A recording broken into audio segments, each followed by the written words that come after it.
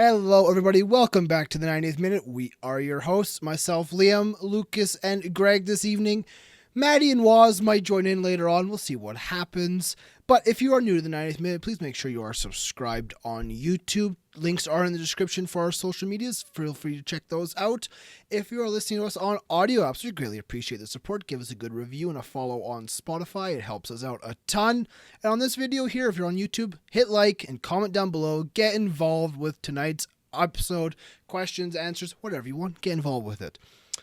Now, before we get into the football, this episode has been very graciously sponsored by the guys over at Manscaped. Of course, the fantastic Lawnmower 3.0 with the light. Hello. This is fantastic. But yes, Lawnmower 3.0, the very best in male grooming below the waist with its ceramic coated blades, its 7,000 RPM motor, and the built-in light. And it's waterproof. Greggy, it's waterproof. What? What? But yes, greatly appreciate the guys over at Manscaped sponsoring the 90th Minute. So use code 90th at checkout for 20% off plus free shipping. That was code 90th at checkout for free shipping and 20% off. But yes, the Lawnmower 3.0 and the other wide range of Manscaped products, I've tried them. They're very good. Very, very good. I'm a fan. I'm a big fan. But let's get into the actual football because, boys, do you see this here? Oh, boys, we've done a thing. Wow. Liam's a little excited. Basically, I know we talked about this months ago when the qualifications were first getting announced. I was like, "Ooh, Scotland got to play Israel, and then we got to play Serbia. We might get past Israel, but then we'll get smacked up by Serbia." But we didn't. 22 years of hurt. Scotland are going to the Euros. That's incredible. It's wild. I watched the game. I wasn't able to watch it live, unfortunately. I had to work, but I was keeping up with the score while I was at work, and when I saw the final score, I was like, "Oh my god, it's going to penalties. Oh, this is not good. We're not going to win this one." And then I was like, 5-4 for Scotland. Oh my god, we've won. Like I had a triple take almost. I was like, we've won a game. We're going to the Euros. And I was like, you know what? It's fantastic. And when I got home, I was able to rewatch the game, and we were the better team by a long shot. We were controlling the match. We were passing. We were very good defensively. We only made one mistake defensively, and Serbia scored on it. Luka Jovic did get the goal at the very end there, which kind of gave me a small heart attack, even though I knew the final score. But yeah, it was just extra time. Serbia was better in extra time, is all. They were better in extra time. They definitely grew into the match, and ultimately, I don't think it was Serbia that got better. I think it was Scotland got worse. We took off our best players. You know, we our midfield was working fantastically. Ryan Christie with one of the best ever matches I've seen him play. You know, I watch him week in, week out for Celtic, but he was fantastic. McGinn was great. I thought Lyndon Dykes up top, the big man, was winning every single header. It was outstanding to see him there. Where does that guy play? Defensively, he plays for QPR. Oh, really? Is he? Yes, our team's full of nobody. Is he young or old? He's young. He's good. But no, our team was good. Defensively, we were very solid. I mean, we got Scotty McTominay in the back line, which I thoroughly enjoyed. Actually, he was not too bad back there. But no, the team, like the overall starting 11 was fantastic. I think coaching has been brilliant the past year or so for Scotland since Clark took over. He's revolutionized this national team, and he definitely deserves all the credit for us finally qualifying for international tournament. I mean, 22 years. That's my entire life. I've never once watched Scotland in an international tournament. I know the fans. Wild. The fans have been waiting for your reaction for a while. They knew you would be excited. They knew you'd. You know, I was so upset I couldn't watch that game live. I was like, you know, I would have probably done like a live stream or something. We would have done something with that. But yeah, it sucked that I couldn't watch it live. But yeah, I was trying to keep up with it at work, and I had to. I stopped keeping up right around the halftime of extra time. I was like, oh god, you know, Serbia's looking good. They're coming into this game, and then I was like, okay, penalties. we're not going to win this one at all. And it was like, oh my God, 5-4, we've done it. But what a save. David Marshall wins the game for us. Everything was good. Everything was good. Who missed the penalty? Yeah, big man Mitrovic, the guy you were talking is going to win this game. Yeah. Don't worry. That's a Tom Kearney kit. Don't worry. And now you support Scotland. No, plastic. No. Greggy's plastic. But Liam, how's the interaction with your dad afterwards when you got home? Well, when I got home, he was at home, so he had already watched the game. And he was like, that's the most emotional match I think I've ever watched for like a country kind of thing. Because even though the stadium's empty, there's no fans, so you could tell how much it meant for like the entire country and how much it meant for the players on the pitch. And he was like, yeah, I might have woken up the neighbors by screaming so loudly when that penalty got saved. To be fair, it was like the middle of the day. Middle of the afternoon, but if anyone was home, they're questioning what's going on. I just imagine your dad just yes. He was home alone, so yeah, he was going nuts probably. That's awesome. Yeah, I definitely thought from that match, Scotland were playing very well in the second half, creating some great chances. But then the substitutions you guys made, I thought those were a little questionable. And I think they just thought they had it won already. I think they were gonna get the 1-0. A little bit more defensive players. I mean, McBurney up top didn't do much at all. His gross mustache. Or Patterson. But no, I mean, Patterson was crap. I gotta be honest. I don't know what he was doing, but ultimately, I'm not gonna hate on them because ultimately they got the win. I mean, John McGinn just looked dead tired though. He was running around like crazy all match. The midfield covered so much ground. I mean, Ryan Christie covered kilometers kind of thing. Didn't even talk about his goal. His goal was fantastic on his left foot, down to the corner. Of course, the two Celtic guys linking up. We got Callum McGregor passing it into Christie. You'll have to see it. I gotta be honest. But no, I love that there's like a bit of a Celtic spine to this team. I'm going to include Kieran Tierney in that one because, he still kind of is in my heart of hearts. Even Andy Robertson once upon a time was a Celtic player, so we'll count him for good measure because why not? Yeah, because we dropped him because we said he was too small. So you know what? Don't worry about it. Said he was too small. Now he's winning the Prem and the Champions League. He's the captain now. And the captain of Scotland. It's okay. It's okay. Sometimes we get it wrong, okay? But no, I mean, I feel bad slightly for Scott Brown, who played his entire international career without going to an international tournament. He retires and they go to a tournament. But ultimately, I think it's the midfield that we have is the best possible midfield we could have at this moment. I think the starting 11 is very good. I mean, we'll see what happens when the tournament comes around next summer. Hopefully fans are in the stadium.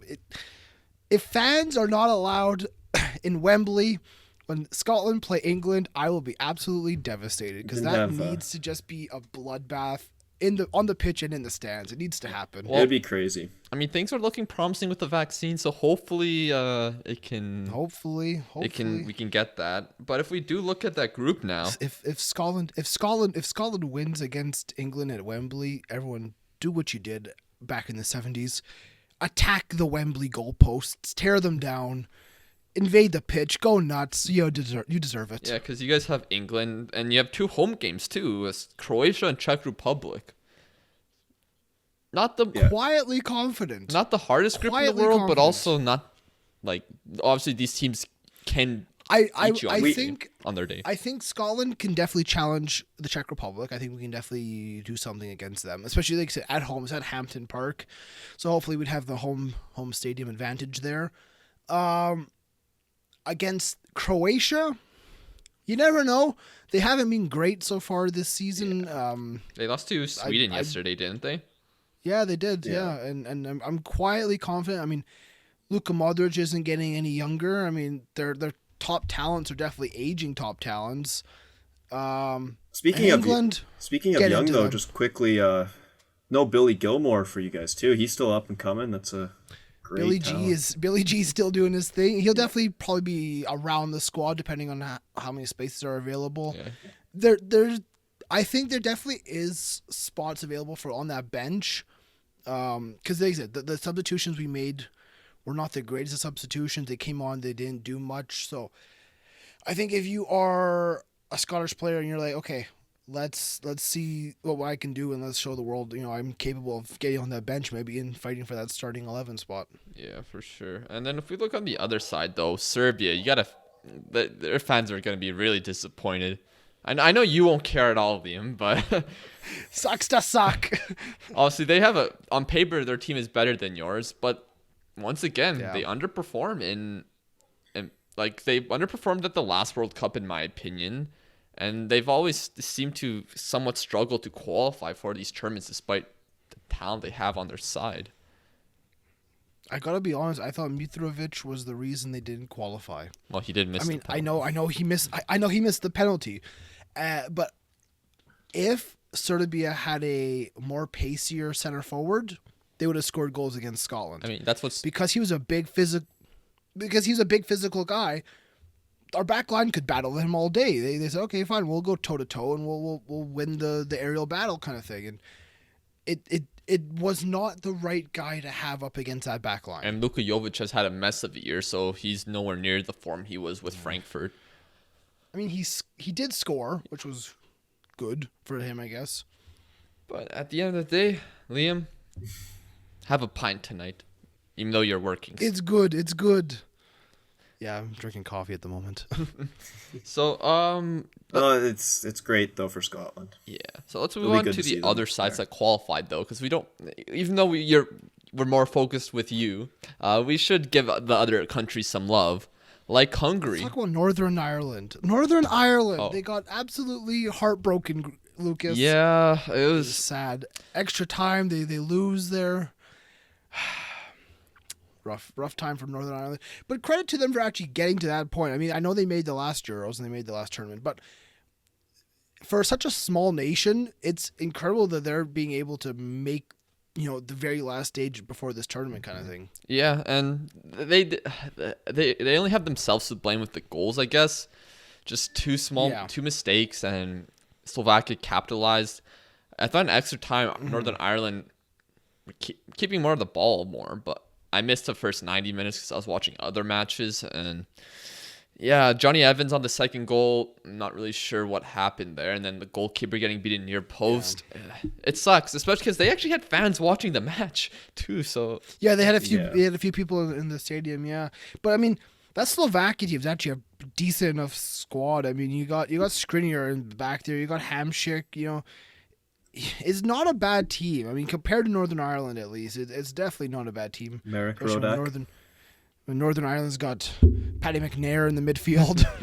And this is important to me because I'm Polish, and Slovakia comes into our group with Sweden and Spain. So that's a tough group, actually. There's a lot of... Spain's obviously the clear favorite, even though they've been a little wishy-washy the past year. Like, they've had some good performances, but then they have had some questionable performances. Sweden have some promising players coming up, but they also have a lot of older players too. And apparently now they're not as defensive as they once were, so their backline isn't as good, supposedly, from what I've heard. Even though they did beat Croatia this weekend. Watch Zlatan come out of retirement for that Euros. Nah, he didn't come out of retirement for the World Cup, so I doubt he'd come out of retirement for the Euros. He's in the form of his life right now, Lucas. he won't. And Slovakia,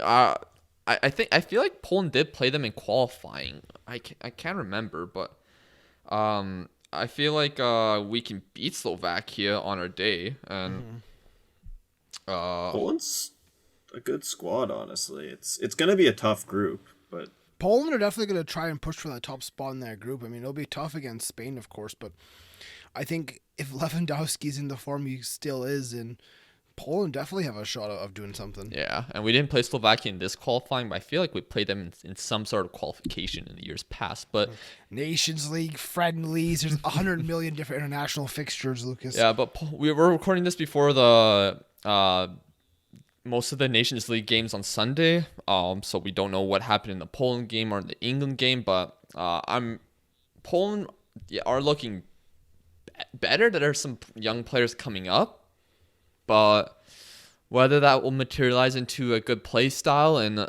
victories at the Euros, we will see next year. You just can't rely on one guy, though. You need to actually have a team around him. No, hopefully the younger guys that are coming into playing will provide that and provide some extra support. Mm-hmm. You wanted to talk about Hungary? Yes, your Hungary. Favorite player? Wow. Because your favorite ever player? Lucas has a lot of those. Yeah, Hungary have future world-class player Szoboszlai. He is good. I mean, what a goal he scored to win the match. I mean, 91st minute, he comes the entire way up the pitch and just curls it back post. It was a great goal. Yeah. But yeah, Hungary, that's a huge result for them to be qualifying for this tournament. Yeah.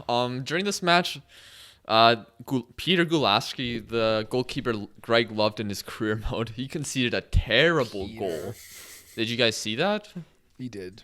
Yeah, he did. Yeah. Straight through his hands. Oh, that was disaster. And for the longest time, it seemed like that would be the deciding goal. Iceland were sitting deep, defending well. But they got some luck. They scored. They equalized in like the 87th minute from a guy who is French, but he moved to Hungary in the league, played in the Hungarian league and naturalized there, and now he can play for the national team. Fair enough. Yeah. There were some questions whether a ball was out of bounds or not, but I think it was too tight to tell. Mm-hmm. But then, Iceland went up to attack. They lost the ball. Szoboszlai picked up the ball from the halfway line, dribbled up the entire pitch, and what a strike. Bends it back post. It was a fantastic goal. It really was a very, very good finish, especially at the time of the match. Funny thing is, three or so years ago, Hungary scored the exact same type of goal, like literally identical. Oh, really? Well. Yeah. But for Iceland, of course, this will be a bit heartbreaking. Like you said, they were 1-0 up in the 88th minute, so they will be a little bit heartbroken that they don't qualify for this tournament. I mean, again, such a small nation, it's incredible that they're even getting to this stage. I mean, you have to give credit to them. Yeah. It might be an end of an era for their side, though. Like, a lot of older players 100%. There, and they're going to have to transition with some younger players. Done. Yeah, Gylfi, I think the goalkeeper. There's a bunch of 30-plus-year-olds on the team. They have some younger guys on there that are promising. I think Gudjonsson's son, he plays for Real Madrid's youth side. Yeah, he does, yeah. So, but they might be a few years away from being in this position again, but hopefully I'm wrong. Yeah. The young players need to come in, step up big time for the country. To finish this off, though, Hungary, they now do get 2 home games in Budapest, which is great for them. And they get to play against France and against Portugal in Budapest. Yeah. Yeah. And then they also play Germany at the Allianz. Yeah. If Hungary get a point in this group, I think they'll be very happy. I gotta be honest. In Euro 2016, they finished first in their group, and Portugal finished third. Iceland was also in that group. Funnily enough, it was a weird group. Yeah, it wasn't like the Euro winners recently. The Germany won the World Cup recently, and France won the World Cup just last World Cup. It's not an easy group at all. If fans are allowed in the stadium, I mean, Budapest, I'm sure will be a fantastic venue. You never know. They could squeak out a 1-1 draw or something like that. You never know. Dominic Szoboszlai can get a wonder goal. Szoboszlai could win Ballon d'Or by himself. I hope that they can compete. I mean, I don't care if they go out and win, and if they lose 2-1, I want them just to be competing. Yeah. I want them to be blown out 4-0 kind of thing. You want to see them fight in front of their home fans and have them to have some hope. Speaking of that group, though, I know we'll make a full Euro prediction episode closer to the tournament, but right here, off the cuff, who tops that group? France. Barely. Germany.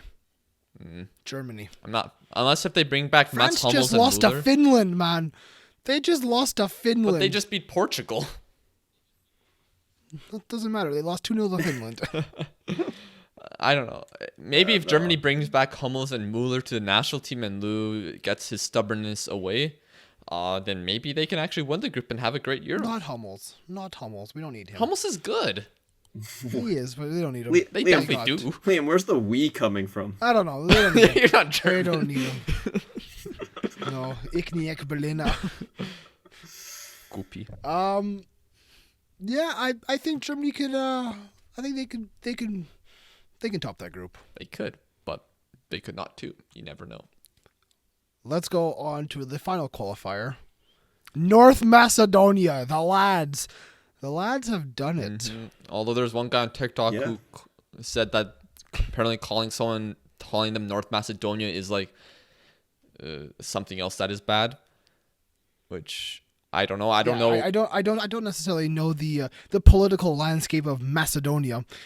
However, if UEFA recognizes North Macedonia, the 90th minute will recognize North Macedonia. So, credit to North Macedonia. They beat Georgia 1-0.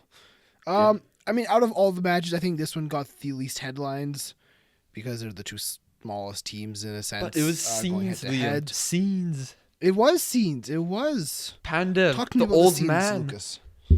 The man who's like 37 years old now, still playing in Serie A somehow, but he's still...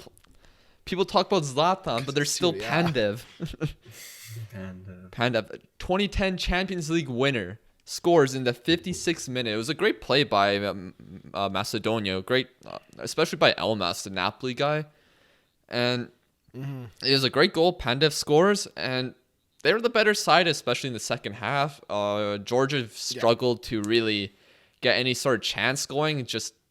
They definitely had a few players out with COVID, especially their most promising players, so that was a shame for them. But they just couldn't come up with many great chances. Lots of crosses that just went nowhere. And yeah, I think Macedonia deserved it. I think the right team went through. I think North Macedonia will be a bit of an exciting team when they get to the Euros. What does their group look like? Their group, I think they have Russia, Netherlands, and Ukraine. I will double check. So, a bit of a difficult group, but you never know. You never know what they can do. It was Netherlands, Ukraine, and Austria. So, you never know. You can get a result there. Yeah, if any of those sides like Netherlands, they have a new coach and they are in terrible form right now. Like, as a guy who's Polish, I'm confident playing them later this week. De Boer. Frank? Yeah, the guy who got sacked by Palace in 6 games and sacked by Inter after a few months. Atlanta United, I don't know what happened there. Did you see the the Jose Mourinho quote about Frank de Boer? Want to say it? He was like, yeah, he's the worst ever Premier League manager. He managed 6 games and lost all of them. He's the worst ever. I was like, fair enough, Jose. Yeah. He also bottled Ajax the league title on the last day of the season too. So his reputation has been like this. But it's shocking to me, like a guy like that really has never done anything in his managerial career. It's just getting off of his name alone, and now he's coaching the national team. It's shocking. Well, what other options did they have, really? Because they've got to have someone in the Netherlands who can coach more than this guy. I don't know. Apparently, it was kind of... take some guy off the street in Amsterdam. Before Koeman, they were using Daley Blind's dad. Like, this is one of the most prestigious footballing nations in Europe. I mean, you tell me there's not a guy at FC20 that can't coach the Dutch team? Like, I don't know. It's a tough one for them because... It's the name. He has the De Boer name and goes, okay, you're in there. It's like, he's done nothing since becoming a manager. Yeah. Even Ronald Koeman hasn't done anything, really. Yeah, but he actually did a good job with the Netherlands. To give him credit for that. He's done all right. And he's played some good football, man. A good job is winning something. Lucas, look at his starting 11. If he doesn't play good football, I question him. Well, now that starting 11 is questionable now without Van Dijk, especially. He'll be there, don't you worry. Yeah. Hopefully. He should be back. But yeah, that's a question mark with the Netherlands. And then Austria, sometimes they play good, but sometimes things don't work out for them. I think they're just an average side that has some promising players coming up and some star players in their side right now, but it hasn't really gelled out recently. Who's their starting goal scorer? I feel like it's Arnautovic. Is Arnautovic still there? I believe so. Still playing? I believe so. I don't know how much motivation. Hopefully, he has some motivation to play for his country. That would be a bit unfortunate if he didn't. Marco Bring Marco back to the Prem. Bring him back to West Ham. I'm trying to find it. Okay, yeah, Arnautovic was their top goal scorer with 6 in qualifying. That's their top goal scorer, and they have Alaba too. I don't know where he's gonna play, but yeah, they'll figure it out. Ukraine have been struggling recently, but again, it's hard to judge a country at this stage right now, I guess. Yeah, it's still too early. There's a lot that can happen before the tournament kicks off. 100%. Like we said, we'll have a Euro video later on, way closer. Way down. But that is the qualifiers. That is all the teams who have advanced. There was a couple of Nations League matches we might want to touch upon. I mean, the Nations League and the Friendlies are ultimately very pointless in my opinion, but they have happened. England did beat Ireland 3-0, and one of the Irish players tested positive for COVID after the game, so that's good. Good job, whoever is doing the testing. You're definitely being hired for next week. Jeez. Fucking joke. Wales and the USA, they drew 0-0. Gareth Bale was up in the press box watching the golf, so that's how much he cared about that. San Marino and Gibraltar, they drew 0-0, which is San Marino 2 games in a row not losing. So, good job, San Marino. We love to see it. Liam, you say that Nations League is pointless, but when you see things like this for San Marino, they get to actually have competitive matches. The Nations League is pointless at this point in time when there's a pandemic happening and we shouldn't be mingling with people from outside of our bubbles. I mean, how many cases have come out of this Nations League break? I mean, Mo Salah is out. Yes, it was probably from the fucking wedding he went to, so Liverpool won't be very happy with that. But, there was the Vida was his favorite center back. He tested positive and had to be subbed off at halftime. What? How does that game's... Yeah, Vida, he tested positive. How does that happen? He got subbed off at halftime. How does that game finish then? How do those players not just go, okay, guys, you guys have to now separate because you've been running around. Was that at a game? Was that at a friendly? That was in the game. Croatia played Turkey. Yeah, it was Turkey. And he was playing? Yeah, he got subbed off at halftime. Yeah, he started the game, and his positive test came back at halftime. Are you sure this is true? Like, what? This is insane. Yes, 100%. 100%. Why is no one talking about this? The Norway-Israel game got postponed because there was cases in the Israel camp again. Half a Celtics team got tested positive last time they went away for the Israel. And the Norway president said, no, my team is locked down in Norway. So now 2 Celtic players, Ayer and Elyounoussi, are locked down in Norway, and they might not be allowed to come back to Scotland. It's like, who's in charge of this? And that means Kalan can't go to Dortmund, right? Like, it potentially, I don't know. Like, I mean, I'm sure they'll allow the players back out eventually, but right now it's like, no, they're staying here. It's like, what a mess and a joke. And this is where you talk about just international duty right now, just sending players away from, like you said, their bubble. It's just ridiculous. I think each team's working so hard to separate and have their players, train home, match. Now, now you can go fly around the world and mingle with players who their clubs may not be as strict or they're not following protocol as closely when they're away with the national team. I mean, it's a joke. Yeah, I mean, I can understand, like, the international friendlies, I think it's a disgrace that they're having them during this time. I can somewhat understand Nations League, and I can understand the European qualifying, but... I look at, did Portugal really need to go to Andorra to beat them 7-0? Does that really need to happen at this point? Yeah, with no fans either. Was that a top... Was that really a top priority? Like, I don't know. And then... and let's just quickly touch up on South American qualifying. This is match day 3 for it. Yes. Ecuador won 3-2 over Bolivia. Argentina tied Paraguay 1-1. Incredible scenes there. Messi had a disallowed goal there. So, Uruguay smashed Colombia 3-0. Good job, Uruguay. Chile defeated Peru 2-0. And Roberto Firmino scored for Brazil against Venezuela. That's okay. Venezuela's in a bit of a mess right now. They don't really care about their national football team. Okay, mate. Bobby Firmino, he scores against Venezuela. He's a top talent there, lads. Okay, and then let's quickly touch up on some other news we got. I only really have two things. If you guys have anything else you want to add, then feel free to. Apparently, Derby, they sacked their manager, and apparently Rooney might be taking over. I mean, when he came over to Derby County, he was supposed to be a player-manager type of thing, and then he was like, "Nah, I just want to be a player now because I can't handle both responsibilities." No, it'd be interesting to see if Wayne Rooney gets into the manager side of things and how he'll do there. Derby County have been shocking so far this season, so what's the worst that can happen, I guess? Greg? Yeah, it's kind of crazy, but I could see him actually doing well there.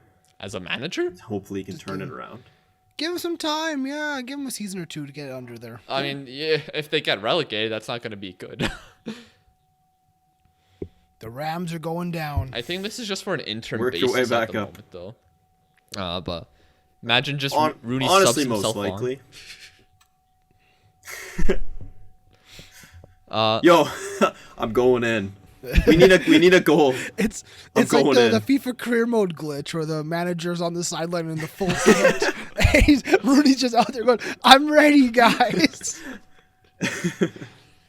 Hey, boss, who you putting in? Me. He holds up his own board. The assistant manager's giving him instructions. No, I don't need them.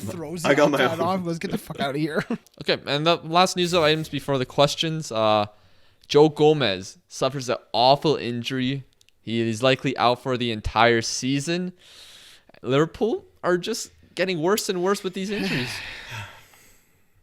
Yeah, I mean, I don't know who's going to play for you guys. I mean, you got Matip back, so he'll come in. You got that young guy, what's his name, Williams? Yeah, Reece Williams. He'll come in. Right back, James Milner time. I mean, there's Nico Williams as well. Milner. Yeah. First thing is, Liverpool need January to come. Yeah. They need to sign someone. There's a lot of talk about Ruben Semedo possibly being on your wish list. Who? Don't touch him, Lucas. Isn't that guy the man you hate? Yeah, I can't stand him. You don't want him. Don't go after him. Why? I'm telling you, 30 million. I'll give you Christopher Ayer. He's great. 6'5", ball playing center back. Okay, listen. You don't need to go through Southampton this time. You just take him straight from Celtic. 30 million. I'll give it to you. I'll personally deliver him for you. I know I've heard rumors about Kabak from Schalke, Upamecano. I doubt Upamecano is going to happen, though. Yeah, we do, like we said, we do have Matip back. Hopefully Fabinho's back. Reece Williams, Nat Phillips. But thing is, if those players get injured too, because it seems like all Liverpool's backline's getting injured, you're going to need someone else. Hopefully someone can step up and maybe cement their place, like a Reece Williams. Maybe he can prove it's good that you have the young players that you can potentially rely on. I mean, we'll see what happens there. What Liverpool's going to do is they're going to play Mo Salah at right back and Sadio Mane he's got COVID. Later on. And Sadio Mane at left back, and they're just going to play up in the wing, so you just play a two-back. Or just up and down, up and down. Oh, I had this problem in the criminal video that is out now. So make sure you go check that out if you haven't already. Yes. I had to play. I had to sub off Trent during a game, and I had no right back on the bench, and Milner was already playing left back for me, so I put Wijnaldum at right back. Oh goodness, it's a rough life being you. Oh, that's okay. Poor Liverpool. Before we get into question, I think we also have to mention Diego Maradona. He is supposedly doing well after his surgery, so good luck, Diego. We hope all the best for you. But do you want to get into questions now? Yeah, let's do it. We don't have too many this week, but that's okay. No, we have a few. It's a shorter podcast, which is fine. We'll do the ones that Lucas have sent me first. First one from the most fantastic name I think I've ever seen on a TikTok name. Nice_Glizzy. You love to see it. The most memed match. I don't really know. What's a memed match, Lucas? Something where like that match end result happens and just a bunch of jokes and memes come out on the internet about it. So like you could say Brazil. Chelsea versus Barcelona. Oh. Oh, that one where it's a disgrace. It's a disgrace. No, not that one. The one where Fernando Torres rounded the keeper and oh, you're doing Mr. the Gary Neville had a full-on meltdown.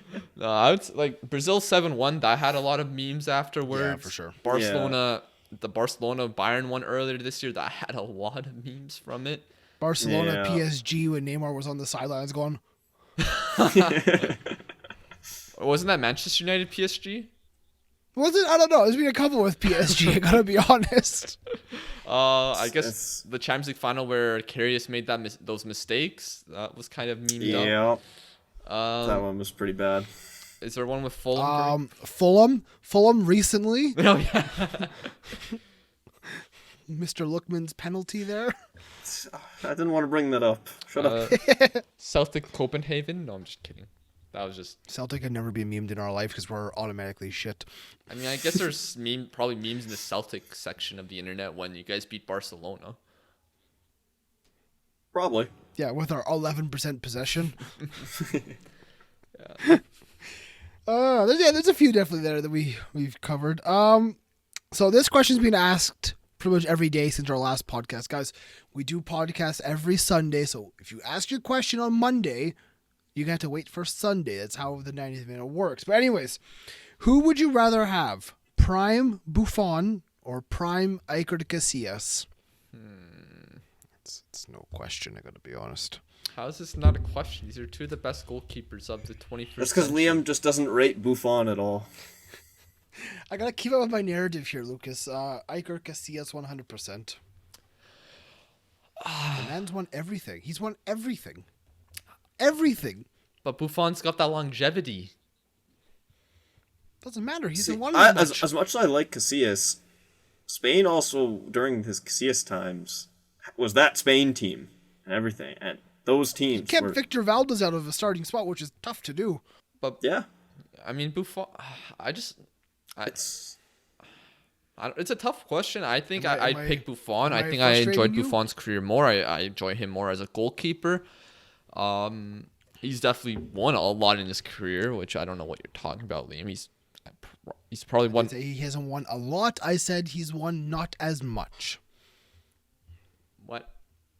Much? It is different, but There's a big difference. The teeniest of synonyms. I'm gonna go Buffon. Buffon the buffoon. Buffon wins 2-1. Liam in shambles. It's that one's very close though, and very hard to say. I'm sure Waz and Matt would have different answers to that. Next question is, if there was one former Premier League team you could bring back into the Prem, who would it be? Immediately my head says Blackpool. The Tangerines need to come back. I mean, if it wasn't already happening right now, it'd be Leeds. Nottingham Forest. Sheffield. Blackburn Rovers. Yeah. Sheffield Wednesday, maybe? They're part of the original Premier potentially. League. Bolton. Bring back Bolton. Yeah, bring back Bolton. Show. I'm doing my Bolton career mode right now. We're up to League One, boys. Don't worry. We're flying up the ranks. There's always Sunderland. Oh. No, I don't want Sunderland back there. Okay, pick one. Pick one team you want to bring back. Just one. Stoke. You want Stoke back in the Premier League? Wednesday nights at the Britannia. Oh my gosh. I'll pick. If I was to bring back Stoke, I would need like Tony Pulis Stoke with like, you know, Peter Crouch up front and just have some shithousery. Like. I'll go with Bolton. Bring back them and Alardici. Greg, anyone for sure? Or just everyone? I'd say Blackburn, probably. Blackburn for Greggy. Okay, final question, which is definitely the best question I've ever seen in the history of TikTok comments. I don't know who this guy is, but absolute legend. What is the best song sung by football fans, other than You'll Never Walk Alone? Because we already know that's the greatest of all time. But also he says, Waz is cute. Liam, can you tell us who said I believe this question's from a Liam P7. I don't really know who he is, but he seems like an absolute G of a man, absolute god. But best football song. This man is an absolute fraud. That's not You'll Never Walk Alone, because that's already going to be top tier. We already know that. I've got a couple on my mind. What do you got, Lucas? I'm trying to think. Barcelona and Real Madrid both have their club songs, which are fantastic to see. You have to give credit to Argentinian clubs that Boca Juniors River Plate. Their fans definitely know how to sing a song or two. I know Dortmund's got a few good songs as well. Dortmund's got a couple. Yeah. But the winner, of course, is Hibs up in Scotland. Sunshine on Leith by the Proclaimers. Absolute lovely, lovely song. Scottish fans are just the best. I mean, yeah, that's coming from the Scottish person. There's the Ya and the Toure song, which is always a gem. Yeah. But see, that's more of like a chant. I don't know if I would consider that. Yeah, see, that's my issue. I'm thinking a song or a chant. Cause... Yeah, chants are easy to find. Like I can get 3 different Liverpool ones easily. Yeah, but actually thinking of song that's not really clicking in me right now. Stop. That'd be my one for Liverpool. Yeah, or the Salah one. No, Sunshine on Leith. The Salah one. If he's good enough for you, he's good enough for me. Scores another 2, then I'll be Muslim too. Okay. Lucas is an absolute songwriter. That's what they actually chanted during the first season. I know. No, I mean, Sunshine on Leith. Hibs. I'm giving you some love today, Hibby. Good. Greg, can you get into the YouTube questions? Yeah, I can do that. If this would load, because it's been a piece of crap. What would happen if the 90th minute played in the NBA? Kind of an interesting one. What? But I don't think any of us are very good at basketball. I mean, Matt would be the best of one of us, and he's not even that good. I played basketball. I've seen Woz play basketball, and it is honestly hilarious. It's hilarious. Shocking. I'm not terrible because I can run. I could just run back and forth, but I'm not very good. The only people based on height that would have a chance is Matt and Greg because they're over 6 feet tall. But they're not like 6'7". No, like 6 foot. 6 foot would be generous. Yeah, that's it. Just wouldn't end well. Like I did play some basketball in junior high school though. I was, for some reason they. It was a long time ago, Lucas. I hate to break it to you. For some reason they played me at the big man position, even though I was like the shortest big guy in the whole league. The shortest big guy. I would have been a great guard, but instead we had too many guards because we were a short team, so I played the big guy position. In junior high, they said post or guard or something, even though in NBA there's center, power forward, etc. But yeah, it was I didn't have that many points except one game against the best team in the league. They put me in and I was putting all the passion in the world. They were so impressed with me. I started the next game. Wow. The passion. Lucas puts the passion in. He loves passion. But yeah, nowadays I think Matt's the best. But yeah, we would get wrecked in the NBA. Like we'd probably be undrafted. We would be undrafted. We wouldn't get a single minute and we'd get released after our 10-day trial. Put me in beside LeBron James, and I'll show LeBron James what a real athlete looks like. Just pull out the gut.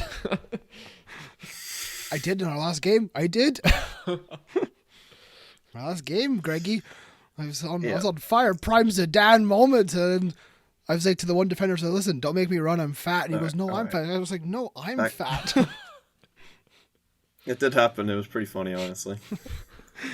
But next question. All-time Premier League 11 versus all-time Serie A 11. Who would win this? This is a tough one because you can't disrespect Serie A here. This is one we can make we could make a full episode of this one actually, where we actually make the 11s and we see who would win. Make the 11, yeah. Maybe, do you want to do that video later this week then? We could do it on FIFA actually. Well, not all the players are on FIFA though. Like all-time Premier League 11, all-time. All-time. We can make that a separate little video. Yeah, but just to give a bit of teaser, who would you pick? What team would you prefer? Premier League or Serie A? There's been some absolutely incredible players in both leagues. Yeah, it's... I'm trying to think of like every single position, like who I would kind of like have. That's what I'm doing right now, and it's for me. It's easily Syria. Think attacking. Is it though? I think attacking wise, Premier League might have a bit of a shout. Syria had R9. Yeah, no. Gabriel Batistuta. Thierry Henry, Alan Shearer, Zlatan. I think Zlatan could be in Premier League. His best years was No, I know. I mean, it probably would be Syria. It would definitely be Syria. Yeah, but if we'll have that discussion maybe later this week, because since we won't be live streaming at all, since there's no matches midweek. Maybe we could do that as a live stream. Maybe we could discuss and get people's opinions. Yeah, maybe we could do that. Look at ideas going here, boys. Yeah, we might do that later this week. So there we go. Stay tuned with your notifications on YouTube, because we're going to definitely try and have more live streams and more videos getting put out, especially as everyone is at home due to COVID. We're going to try. We're going to try, man. We're going to try. Yeah. Try. As we wrap up this episode, again, I'm going to just point out, make sure you use code 90th at manscaped.com to get 20% off plus free shipping. The fantastic Lawnmower 3.0 with the ceramic blades, the 7,000 RPM motor, the light, and the waterproof capabilities. Revolutionary products from Manscaped. Again, we greatly appreciate their support and sponsoring of the podcast. Links are in the description for Manscaped, as well as our social medias. Check those out. But from all of us here at the 90th Minute, this has been yet another week in a beautiful game. We will see you next time.